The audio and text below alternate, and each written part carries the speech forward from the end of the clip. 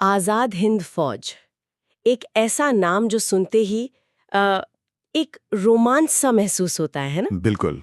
सोचें, दूसरा विश्व युद्ध चल रहा है, भारत से हजारों मील दूर वहां भारत की पूरी आजादी के लिए एक सेना तैयार हो रही है, जी। ब्रिटिश राज के खिलाफ लड़ने के लिए। जी। इसकी नींव तो खैर कैप्टन मोहन सिंह ने 1942 में रख दी थी। हाँ, शुरुआत उन्होंने की थी। लेकिन जिसे हम आजाद हिंद फौज या INA के रूप में जानते हैं, उसे असली जान मिली नेताजी सुभाष चंद्र बोस से। बिल्कुल। जब उन्होंने 21 अक्टूबर 1943 को सिंगापुर में आजाद हिंद की मतलब एक अस्थायी सरकार बनाने का ऐलान किया। जी, आरजी हुकूमत आजाद हिंद। हाँ, इसीलिए 21 अक्टूबर का दिन इतना खास माना जाता है। जी। आज हम जिस स्रोत पर बात कर रहे हैं वो एक लेख का हिस्सा है। आजाद हिंद फौज के कार्बी सदस्य हेनरी तेरोन ये न सिर्फ आईने के बनने और इसके असर पर रोशनी डालता है, बल्कि हमें असम के कार्बी समुदाय के एक ऐसे सदस्य की कहानी भी बताता है जिनका नाम शायद इतिहास में कहीं खोसा गया है, हेनरी तेरोन। बिल्कुल, और ये जरूरी भी है समझना कि आजादी की लड़ाई सिर्फ भारत में ही नहीं चल रही थी, कई लोग बाहर से कोशिश कर रहे थे। जैसे रास बिहारी बोस। हाँ, रास बिहारी बोस उनमें से एक प्रमुख नाम थे। वो तो 1915 से जापान में रह रहे थे, अंग्रेजों से बचकर। अच्छा, इतने सालों से? जी, लेकिन मन में आजादी का जज्बा था। फिर जब दूसरा विश्व युद्ध शुरू हुआ और जापान ने दक्षिण पूर्व एशिया में अंग्रेजों को हराना शुरू किया, हाँ, तो रास बिहारी बोस ने इसे एक सही मौके की तरह देखा।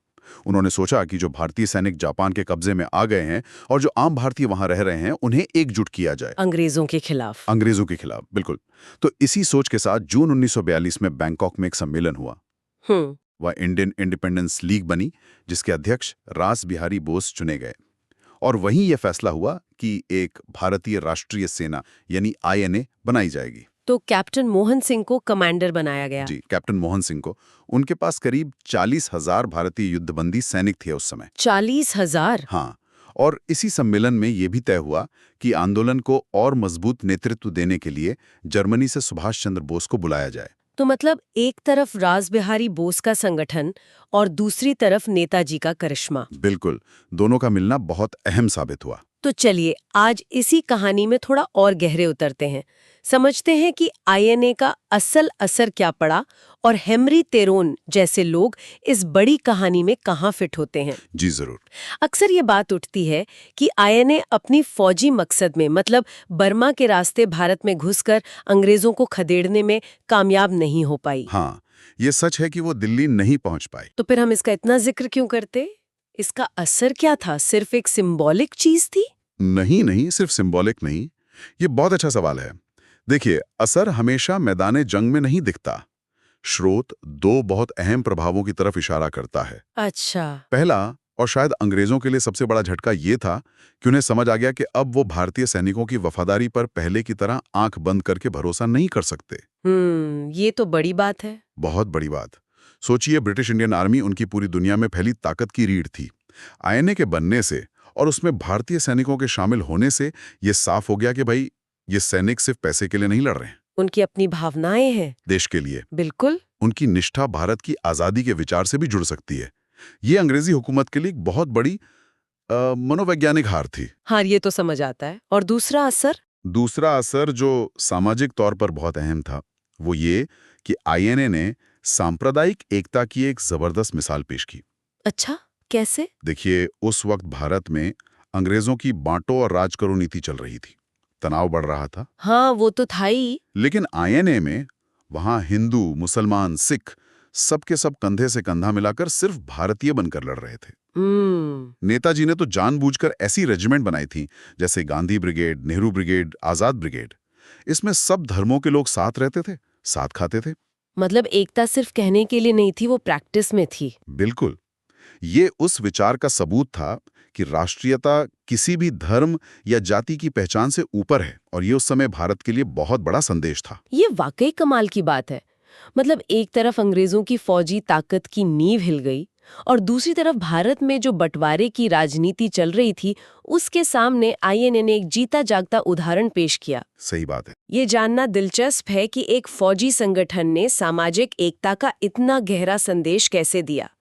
खैर, इस बड़े प्रभाव के बाद अब थोड़ा जमीन पर उतरते हैं। जी। देखते हैं कि ये आंदोलन आम लोगों तक कैसे पहुंच रहा था। जैसे हमारे स्रोत में हेमरी तेरोन का जिक्र है, असम का कार्बी समुदाय, मतलब देश के एक कोने में। कहानी वहां तक कैसे पहुंची? हाँ, ये जानना बहुत जरूरी है। स्रोत हमें हेमरी तेरोन के बारे में कुछ बेसिक जानकारी देता है।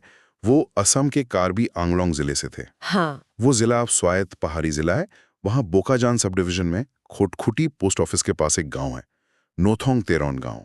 वो वहां के रहने वाले थे। नोथोंग तेरोन गांव। जी, सोचिए, इतनी दूर पहाड़ी इलाके में बसा एक गांव, और वहां का एक आदमी देश की आजादी के इतने बड़े आंदोलन से जुड़ रहा है। बिल्कुल। उनके परिवार के बारे में भी कुछ पता चलता है? हाँ, स्रोत बताता है कि उनके पिता का नाम लोंग तेरोन था और माँ का नाम काचे तेरांगपी। लोंग तेरोन और काचे तेरांगपी। जी, उनकी शादी सिका बोंगरुंगपी से हुई थी और उनके 4 बच्चे थे। 2 बेटे हेमंत तेरोन और खोरसिंग तेरोन और 2 बेटियां अम्फू तेरोनपी और हैनरी तेरोनपी। पूरा भरा पूरा परिवार था। हाँ, ये डिटेल्स हमें याद दिलाती हैं कि इतिहास के ये किरदार सिर्फ नाम नहीं है, ये हमारे आप जैसे हाड़-मास के इंसान थे, जिनकी अपनी जिंदगी थी, अपने रिश्ते थे। सही का। स्रोत में एक और छोटी सी पर दिलचस्प बात है। क्या? हेमरी तेरोन के चाचा थे बोर्थोई तेरोन, वो भी उसी गांव में रहते थे। उन्होंने 15 जनवरी 1941 को 1942-43 का अपना जमीन का लगान जमा किया था। अच्छा, लैंड रेवेन्यू कितना था? अंदाजा लगाइए, सिर्फ 3 रुपए। 3 रुपए बस? जी हाँ, सिर्फ 3 रुपए पूरे साल का। अरे बाप रे, ये छोटी सी जानकारी मतलब उस जमाने की आर्थिक हालत का कितना साफ आईना दिखाती है ना? बिल्कुल। एक तरफ आजादी का इतना बड़ा सपना, इतना बड़ा आंदोलन, और दूसरी तरफ आम आदमी की रोज की जद्दोजहद, 3 रुपए का लगान चुकाना। सही बात है, ये हमें इतिहास को जमीन से जोड़कर देखने में मदद करता है। तो ये थे हेमरी तेरोन। स्रोत ये भी कहता है कि वो 1942-43 में बाकायदा आईएनए के सदस्य थे। जी। और बात सिर्फ सदस्य होने तक ही नहीं रुकी, उनके कुछ साथी सैनिक 7 दिनों तक उनके घर पर रुके थे। हाँ, 7 दिन, ये उस जमाने में, उस माहौल में कोई मामूली बात नहीं थी, बहुत हिम्मत का काम था। बिल्कुल। और स्रोत ये भी बताता है कि ये साथी सिर्फ मेहमान बनकर नहीं रुके थे। अच्छा। उन्होंने हेमरी तेरोन के घर पर ही आईएनए के लिए नए लोगों की भर्ती के लिए बैठकें की। ओहो, मतलब तेरोन का घर एक तरह का सीक्रेट अड्डा बन गया था उस इलाके में आने के लिए। हाँ, ऐसा ही लगता है। और जब ये साथी खोटखोटी से दिमापुर, दिल्ले, गोलाघाट होते हुए डुबोका जा रहे थे, ये सब असम के इलाके हैं, तो हेमरी तेरोन ने खुद उन्हें रास्ता दिखाया। गाइड का काम किया। हाँ, पहाड़ी और अनजान इलाका, वहाँ एक भरोसेमंद गाइड कितना जरूरी होता है। और कितना खतरनाक भी रहा होगा ये सब। यकीनन पकड़े जाने का डर को हमेशा ही रहा होगा। और फिर वो विदाई वाली बात। स्रोत कहता है कि जब वो साथी जाने लगे तो उन्होंने हेमरी तेरोन को दोस्ती के तौर पर 10,000 रुपए दिए। 10,000 रुपए? हाँ, 10,000। उस जमाने में ये तो बहुत ही बड़ी रकम रही होगी। बहुत बड़ी रकम। क्या ये सिर्फ दोस्ती का इनाम था, या ये दिखाता है कि हेमरी तेरोन जैसे जमीनी कार्यकर्ताओं का काम आईएनए के लिए कितना अहम था? मेरे ख्याल से ये सिर्फ दोस्ती का इनाम नहीं हो सकता। 10,000 रुपए उस समय वो बहुत बड़ी बात थी। हाँ। ये उस भरोसे को दिखाता है, उस जोखिम को जो तेरोन ने उठाया। हाँ। और उस मदद की अहमियत को दिखाता है जो उन्होंने दी। ये घटना हमें आईने के काम करने के तरीके की भी एक झलक देती है। कैसे वो दूर दराज के इलाकों में आम लोगों पर, स्थानीय लोगों पर निर्भर थे, उनके ज्ञान पर, उनके नेटवर्क पर, और सबसे बढ़कर उनके साहस पर। सही बात है, बिना लोकल सपोर्ट के तो ये सब मुमकिन ही नहीं था। भर्ती करना, खतरनाक रास्तों पर गाइड करना, ये सब बिना स्थानीय मदद और भरोसे के हो ही नहीं सकता था। तो हेमरी तेरोन सिर्फ एक सपोर्टर नहीं थे, वो एक्टिवली शामिल थे। हाँ, वो सक्रिय रूप से भागीदार थे। और वो 10,000 रुपए का टोकन, जैसा स्रोत कहता है, वो शायद इस बात का सबूत है कि संगठन अपने जमीनी कार्यकर्ताओं के योगदान को कितना ज्यादा महत्व देता था। उनकी निष्ठा का सम्मान था शायद। हाँ, उनके उठाए गए जोखिम और उनकी निष्ठा का सम्मान। इसीलिए स्रोत उन्हें सिर्फ आईएनए सदस्य नहीं कहता, बल्कि भारत का स्वतंत्रता सेनानी कहता है।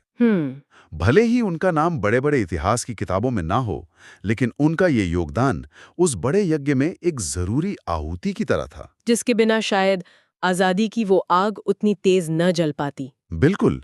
ये हमें याद दिलाता है कि आजादी की लड़ाई सिर्फ बड़े नेताओं और मशहूर लड़ाइयों तक ही सीमित नहीं थी। ये तो देश के कोने कोने में आम लोगों के घरों में, उनके दिलों में लड़ी जा रही थी। तो आज हमने देखा कि कैसे आज़ाद हिंद फौज बनी, कैसे रास बिहारी बोस और फिर नेताजी सुभाष चंद्र बोस के नेतृत्व में इसने एक रूप लिया। जी। हमने इसके दोहरे असर को समझा, कैसे इसने अंग्रेजी राज की नींव हिलाई और कैसे इसने सांप्रदायिक एकता का एक मजबूत संदेश दिया। हाँ। और फिर हम जूम इन करके पहुंचे असम के एक गांव में हेमरी तेरोन की कहानी तक, जिन्होंने गुमनामी में रहकर भी इस आंदोलन में अपना एक अहम रोल निभाया। तो इन सब बातों का निचोड़ क्या समझे? निचोड़ यही है कि इतिहास सिर्फ हेडलाइंस और बड़े नामों से नहीं बनता। हेमरी तेरोन जैसे अनगिनत अनकहे नायक हैं, जिनकी कहानियां मिलकर ही आज़ादी के संघर्ष की पूरी सच्ची तस्वीर बनाती हैं। बिल्कुल। ये कहानियां हमें बताती हैं कि आज़ादी का सपना कितना गहरा और कितना फैला हुआ था, कैसे वो देश के हर कोने तक, हर समुदाय तक, जैसे असम के कार्बी लोगों तक पहुंचा था। इन गुमनाम योगदानों को याद करना इसलिए ज़रूरी है क्योंकि ये हमें इतिहास का एक ज़्यादा मानवीय, ज़्यादा ज़मीनी चेहरा दिखाते हैं। ये बताते हैं कि आज़ादी कुछ गिने चुने लोगों का काम नहीं था, ये एक जन आंदोलन था जिसमें हर किसी ने अपने हिसाब से, अपनी क्षमता से हिस्सा लिया। बिल्कुल सही कहा आपने। ये जानकर रोंगटे खड़े हो जाते हैं कि कैसे दूर दराज के गांवों में लोग, जिनके नाम शायद हम कभी जान भी नहीं पाते अगर ये स्रोत ना होता, सही बात है, वो इतने बड़े राष्ट्रीय आंदोलन में इतनी सक्रियता से और इतना जोखिम उठाकर हिस्सा ले रहे थे। हेमरी थेरों की कहानी सिर्फ उनकी अपनी कहानी नहीं है, ये उन लाखों गुमनाम सेनानियों की कहानी का प्रतीक है जिन्होंने चुपचाप अपना सब कुछ दांव पर लगा दिया। ये वाकई बहुत प्रेरणा देता है। जी हाँ, और अंत में ये पूरी चर्चा एक सवाल हमारे मन में छोड़ जाती है। क्या? सोचने वाली बात है कि इतिहास के पन्नों में ऐसे कितने और हेमरी तेरोन छिपे होंगे जिनकी कहानियां अभी तक हम तक नहीं पहुंची हैं। बहुत होंगे। और कैसे इन लोगों का, इन व्यक्तियों का स्थानीय स्तर का योगदान, चाहे वो गुप्त बैठकों के लिए अपना घर देना हो, या खतरनाक रास्तों पे गाइड करना हो, या सिर्फ आंदोलन का पैगाम फैलाना हो, ये सब मिलकर राष्ट्रीय स्वतंत्रता संग्राम की उस बड़ी भव्य तस्वीर को और ज्यादा मुकम्मल और ज्यादा गहरा बनाते हैं। हाँ, शायद इन्हीं छोटी व्यक्तिगत कहानियों में ही बड़े आंदोलनों की असली आत्मा बसती है। इस पर सोचा जा सकता है।